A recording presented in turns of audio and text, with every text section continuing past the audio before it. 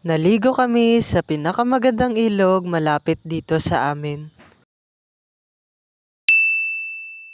Magandang buhay mga boss, kamusta po kayo? Matagal po akong hindi nakapag-upload dahil naging busy po ako sa aking pag-aaral. Naway po ay ayos lang kayo at sana po ay patuloy nyo pa rin po akong suportahan. So ayun nga mga boss, ay pumunta kami dito sa ilog na malapit sa amin. Pero bago kami pumunta sa ilog ay napagdesisyon na naming magpipinsan na mag-car wash muna dito ng motor. At ang kagandahan dito sa probinsya ay hindi mo na kailangang gumastos para maghugas ng motor. Dahil ang tubig dito ay libre at umaapaw. At habang busy ang aking kapatid sa paghuhugas ng motor, ito namang dalawa kong pinsan ay busy sa paliligo. May ganito rin bang paliguan sa inyong lugar? Comment nyo naman po sa baba. Pero bago po tayo magpatuloy, nais ko lang pong i-share sa inyo ang Word of God na galing sa Romans chapter 6 verse 23. Sabi po dito, "For the wages of sin is death, but the gift of God is eternal life through Jesus Christ our Lord." Yes po, opo, sapagkat ang kabayaran po sana ng ating mga kasalanan ay kamatayan,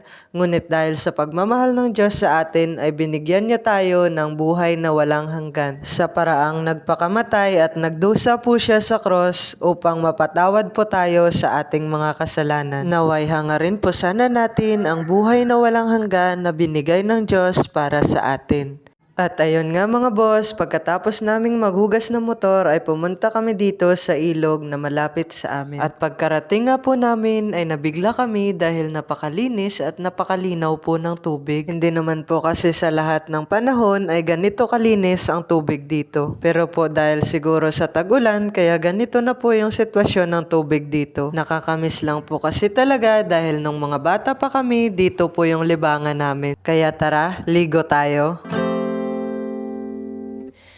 Didn't really think it would be like this, but here I am, trying to rest in your promises, but Lord, I don't understand.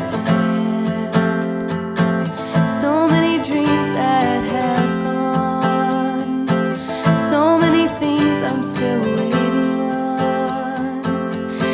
I believe in your faithfulness,